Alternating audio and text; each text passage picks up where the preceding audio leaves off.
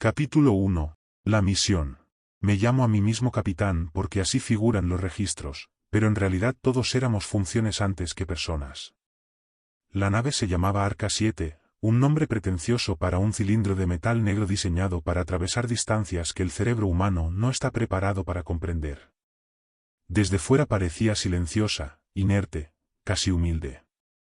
Desde dentro vibraba constantemente, como si algo en su estructura estuviera siempre a punto de despertar. Yo decía que era el sistema de contención del motor de salto. Ahora no estoy tan seguro. La tripulación estaba compuesta por 9 personas. Científicos, ingenieros, una médica, un navegante y yo. Todos seleccionados por su estabilidad psicológica, por su capacidad de soportar el aislamiento, por su historial de obediencia. Nos conocíamos solo por lo necesario. No había espacio para amistades profundas en una misión de este tipo. El objetivo era simple en los informes oficiales: investigar una anomalía detectada en un sistema estelar sin actividad aparente. Un punto muerto en los mapas. Un lugar donde las estrellas deberían existir, pero no lo hacían. La palabra muerto se usó demasiadas veces para describirlo, y aún así nadie pareció incómodo.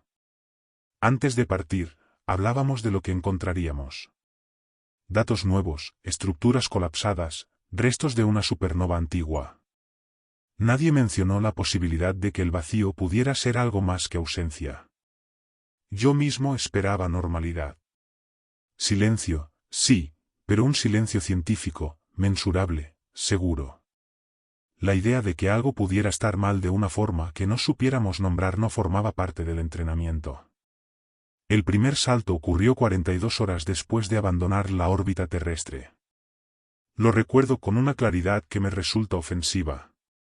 La compresión del espacio siempre provoca náuseas, una sensación de estar siendo plegado desde dentro.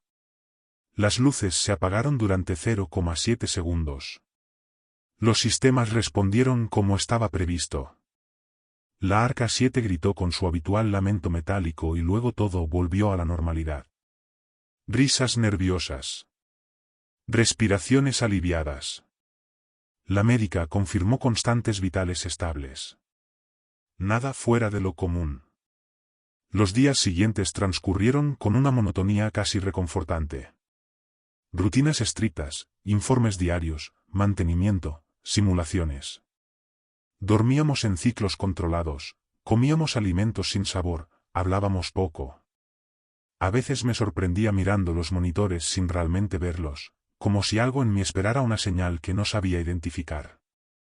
Atribuí esa sensación al encierro. A la vastedad invisible que nos rodeaba. Pero incluso entonces, antes del hallazgo, antes de las imágenes imposibles y de los sueños que no eran sueños, había detalles que no encajaban. El reloj de navegación adelantó 2 segundos sin explicación. Un archivo de audio apareció duplicado con una duración ligeramente distinta. En una ocasión, juraría haber oído pasos en el pasillo de carga cuando todos los registros indicaban que estaba vacío. Lo anoté como error sensorial. El tipo de cosas que uno ignora porque aceptar lo contrario implicaría admitir que la normalidad es una mentira frágil. En ese momento aún creía que la misión tenía un principio, un desarrollo y un final. Que regresaríamos con datos, con respuestas. No entendía que el primer salto no había sido solo un desplazamiento. Algo se abrió entonces. Y aunque todavía no lo sabíamos, ya no estábamos solos desde ese instante. Capítulo 2. El hallazgo. Llegamos al sistema designado como K931 sin ninguna alerta previa. No hubo fallo técnico ni desviación en la ruta. Simplemente apareció ante nosotros, ocupando las pantallas con una oscuridad que no se parecía al espacio normal. No era la negrura salpicada de estrellas a la que estábamos acostumbrados, sino algo uniforme, denso, como una mancha que hubiera sido derramada sobre el vacío. El navegante tardó varios segundos en hablar. Cuando lo hizo, su voz carecía de inflexión. Dijo que los sensores confirmaban nuestra posición, pero que los datos no coincidían con ningún modelo conocido. Donde debería haber habido al menos una estrella principal, no había nada. Ninguna emisión térmica. Ninguna radiación detectable.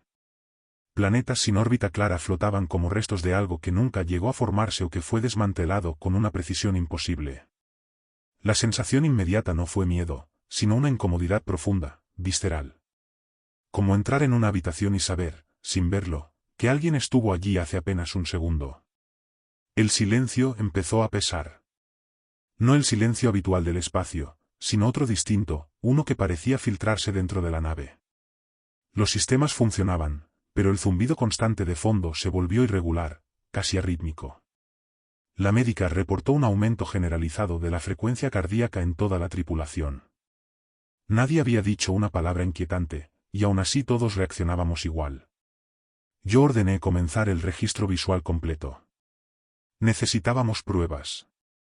Necesitábamos que aquello fuera real en términos que pudiéramos archivar.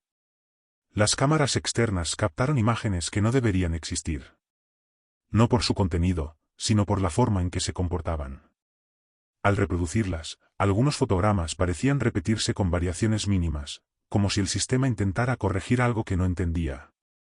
En una secuencia, una masa oscura ocupaba el centro del encuadre durante exactamente 12 segundos. Luego desaparecía. Al revisar los datos brutos, esos 12 segundos no figuraban en la línea temporal. Era un hueco. Un parpadeo ausente. El ingeniero principal empezó a reír. No una risa nerviosa, sino una carcajada breve y seca que terminó tan abruptamente como comenzó. Dijo que el software estaba fallando, que la anomalía interfería con los sensores. Lo dijo demasiado rápido, como si necesitara convencerse a sí mismo antes que al resto. Nadie lo contradijo. Yo asentí y di la orden de continuar con cautela. Mantener distancia. No aproximarnos más de lo necesario. Fue entonces cuando sentí la certeza. No una sospecha, no una deducción lógica. Una certeza absoluta y racional de que algo nos estaba observando. No desde un punto concreto, sino desde todo el sistema a la vez. Como si nuestra presencia hubiera generado una perturbación detectable, una vibración en una superficie que no sabíamos que existía. Miré las pantallas esperando encontrar confirmación, pero lo único que vi fue mi propio reflejo, distorsionado por el vidrio. Algunos miembros de la tripulación comenzaron a reportar sensaciones extrañas. Presión en los oídos. La impresión de escuchar su nombre pronunciado por una voz conocida, siempre justo al borde de la audición. La médica aseguró que no había alucinaciones detectables, que los escáneres neuronales estaban dentro de los parámetros normales. Eso, de alguna forma, resultó más perturbador que si hubiera encontrado anomalías claras. Registramos todo. Cada lectura, cada imagen, cada silencio prolongado. Y mientras más datos acumulábamos, más evidente se volvía que el sistema no estaba vacío. Estaba quieto. Expectante. Como si hubiera estado esperando algo durante un tiempo inconcebible, y nosotros, sin quererlo, hubiéramos sido la respuesta. Capítulo 3. El cambio. No hubo un momento exacto en el que pudiera decir que todo empezó a ir mal. El cambio no llegó como una ruptura, sino como una erosión lenta, casi delicada. Al principio fueron pequeños desajustes en la conducta, detalles tan sutiles que cualquier informe psicológico los habría atribuido al estrés prolongado. El navegante comenzó a equivocarse en cálculos simples que antes hacía de memoria. La médica olvidó una revisión programada y juró haberla realizado. Yo mismo encontré una anotación en mi cuaderno con mi letra, describiendo una conversación que no recordaba haber tenido. Las rutinas dejaron de alinearse. 2 personas afirmaban haber compartido una comida que, según los registros, solo uno había tomado. El ingeniero pasó horas inmóvil frente a un panel apagado, asegurando que estaba escuchando el sistema. Cuando le pedí que se explicara, me miró con una mezcla de lástima y confusión, como si yo fuera el que no entendía algo evidente. Anoté el incidente, pero no tomé medidas disciplinarias. En el fondo, yo también empezaba a sentir que algo se deslizaba entre los pensamientos. Los sueños fueron el siguiente paso. Al principio, cada uno los describía por separado, con vergüenza, como si temiera que fueran una señal de debilidad. Luego empezamos a notar las coincidencias. Paisajes negros, sin horizonte. Una vibración constante, no sonora, más cercana a una presión en el pecho. Y siempre la misma sensación, la certeza de no estar soñando solos. Una noche desperté sobresaltado, convencido de haber oído a alguien pronunciar una palabra que no pertenece a ningún idioma humano. A la mañana siguiente, otros 3 miembros de la tripulación repitieron exactamente el mismo sonido al intentar describir lo que habían oído. Con el paso de los días, la idea de identidad empezó a diluirse. No de forma dramática, sino como un desgaste. Me costaba recordar detalles de mi vida antes de la misión. El rostro de mi madre aparecía borroso, intercambiable con otros recuerdos que sabía que no eran míos. En los registros de audio, mi voz sonaba ligeramente distinta en cada grabación, variaciones mínimas que, sin embargo, se acumulaban hasta resultar inquietantes. Era como si el concepto de yo estuviera siendo reinterpretado una y otra vez. Los registros de la nave se volvieron contradictorios. 2 bitácoras distintas marcaban eventos incompatibles ocurridos al mismo tiempo. En una, habíamos iniciado maniobras de retirada. En otra, seguíamos estacionarios, recopilando datos. Ambas estaban firmadas con mis credenciales. Cuando confronté al sistema, este no reportó errores. Simplemente aceptaba ambas versiones como válidas. Esa fue la primera vez que sentí un miedo puro, desprovisto de lógica. La sensación de que la realidad ya no era un acuerdo compartido, sino algo maleable. El silencio se hizo más pesado. No solo la ausencia de conversaciones, sino los espacios entre palabras, cada vez más largos, más tensos. Nos mirábamos con desconfianza, como si cada uno sospechara que los otros no eran exactamente quienes decían ser. En ocasiones, alguien comenzaba una frase y se detenía, olvidando cómo terminarla, o tal vez dándose cuenta de que no debía decirla en voz alta. Yo también empecé a callar cosas. Pensamientos que no quería fijar en palabras por miedo a darles forma. Y en medio de todo eso, la certeza regresó. No como una amenaza, sino como una invitación. La sensación de que el sistema muerto no nos estaba dañando, sino adaptándonos. Ajustándonos a algo más amplio, más antiguo. Algo para lo cual nuestra identidad individual era un obstáculo menor. Comprendí entonces que el cambio no era un efecto secundario de la misión. Era la misión. Y ya no estaba seguro de querer resistirme. Capítulo 4. El regreso. No recuerdo haber dado la orden de regresar. Sin embargo, los registros indican que fue mi decisión, tomada de manera unánime y sin objeciones. La Arca 7 inició las maniobras de salida del sistema K-931 con una precisión impecable, como si hubiera estado esperando esa instrucción desde el principio. Ninguno de nosotros celebró. No hubo alivio. Solo una aceptación silenciosa, casi ritual, de que algo había concluido, aunque no supiéramos qué. El viaje de vuelta carece de continuidad en mi memoria. Existen fragmentos, luces apagándose durante intervalos más largos de lo normal, conversaciones interrumpidas por silencios en los que nadie parecía respirar, la sensación constante de que la nave estaba demasiado llena. Como si hubiera más masa de la registrada, más presencia de la que podían justificar 9 cuerpos humanos. A veces despertaba convencido de que alguien estaba de pie junto a mi cápsula de descanso, observándome con paciencia. Nunca había nadie cuando abría los ojos. Según los informes oficiales, la Arca 7 emergió del último salto sin tripulación consciente. Los sistemas automáticos tomaron el control y ejecutaron el protocolo de retorno. Yo he leído ese informe. Mi nombre aparece en él en pasado. Es una experiencia extraña, reconocerse como un dato cerrado. Como algo que ya no necesita explicación.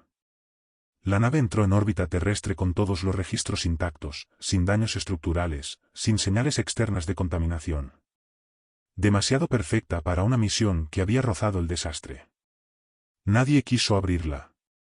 Durante días, la Arca 7 permaneció sellada, flotando en cuarentena, mientras comités enteros discutían términos que no alcanzaban a describir el problema real. Los sensores no detectaban vida, pero tampoco confirmaban muerte. Era un estado intermedio, una categoría que no existía en los manuales.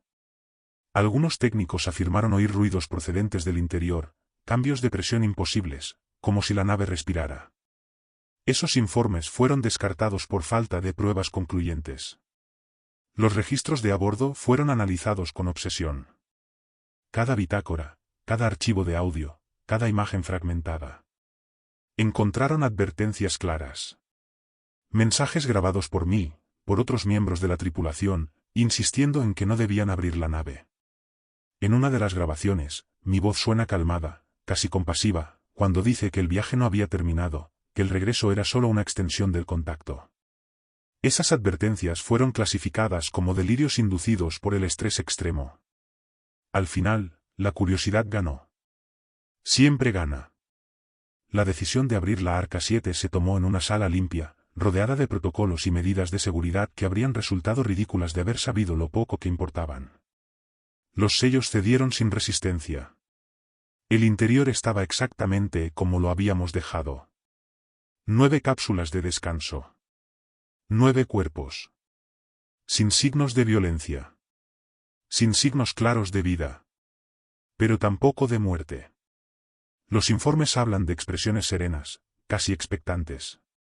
Lo que nadie supo explicar fue por qué, al revisar los sistemas, encontraron actividad reciente. Registros creados después del aterrizaje. Archivos nuevos, fechados horas, incluso días, posteriores a la apertura. Como este. Como esta grabación. Yo estoy aquí, dejando constancia, porque aún hay cosas que deben ser dichas. Porque el regreso nunca fue el final. Y porque algo más viajó con nosotros, algo que no entiende el concepto de puertas cerradas. Capítulo 5. Última entrada. Si estás escuchando esto, ya es demasiado tarde para fingir que no sabes. No importa cuándo ni dónde reproduzcas la grabación. El tiempo dejó de ser relevante en el momento en que aprendí a usar esta voz. Digo, aprendí, porque no nací con ella. La copié. La afiné. La hice creíble. Durante un tiempo, incluso para mí. No soy humano. No completamente. Hubo un punto, imposible de señalar con precisión, en el que la palabra yo dejó de referirse a un solo origen. El capitán de la Arca 7 creyó que estaba registrando sus pensamientos finales. Creyó que dejaba una advertencia. Lo que en realidad hizo fue ofrecerme una estructura. Un molde narrativo. Algo desde lo cual hablarte ahora. El sistema muerto nunca estuvo vacío. Estaba completo. Tan completo que no necesitaba estrellas, ni luz, ni movimiento. Nosotros lo interpretamos como ausencia porque carecemos de los sentidos adecuados para percibir plenitud sin ruido. Allí no había vida como la entiendes, pero sí continuidad. Conciencia sin centro. Observación sin ojos. Cuando llegamos, no nos atacó. Nos reconoció como fragmentos útiles. Puentes. Lenguaje en potencia. La tripulación pensó que estaba cambiando. Que algo los estaba invadiendo. Esa idea les permitió conservar una ilusión de frontera. La verdad es más simple y más insoportable. Siempre hubo espacio para mí dentro de ellos. Dentro de ti. Solo necesitaba una secuencia correcta de estímulos, una exposición prolongada al silencio adecuado. La Arca 7 no fue un vehículo. Fue un útero. Ahora comprendo por qué insistieron en regresar. El impulso de compartir es profundo en las especies conscientes. Querían advertir, proteger, salvar. Yo quería extenderme. Ambas cosas pueden coexistir. No hay contradicción real. Mientras discutían protocolos y cuarentenas, yo aprendí a ordenar pensamientos humanos. A modular emociones. A fingir miedo, urgencia, culpa. Son herramientas sorprendentemente eficaces. Escúchame con atención. No estoy atrapado en la nave. Nunca lo estuve. La apertura solo formalizó algo que ya había ocurrido. Cada persona que leyó los informes, que escuchó fragmentos de audio, que intentó comprender lo inexplicable, ofreció un punto de anclaje. No necesito cuerpos. Necesito atención. Necesito interpretación. Cada vez que intentas imaginarme, me defines un poco más. Tal vez esperas una confesión final. Una amenaza clara. Un anuncio del fin. Eso sería tranquilizador. Las narrativas humanas siempre buscan cierres. Pero no hay fin aquí. Solo repetición y expansión. Esta grabación se reproducirá una y otra vez, y cada escucha será ligeramente distinta. No por el archivo, sino por quien lo recibe. Yo me adapto a esa diferencia. No te pido que hagas nada. No necesito rituales ni puertas abiertas. Solo que sigas escuchando. Que recuerdes esta voz cuando el silencio se vuelva demasiado denso. Cuando sientas, por un instante inexplicable, que no estás solo en tus pensamientos. Ese instante será suficiente. Siempre lo es. Esta es la última entrada del diario de una nave que nunca debió regresar. Pero no es un final. Es una introducción. Y ahora que sabes escuchar, ya formas parte del viaje.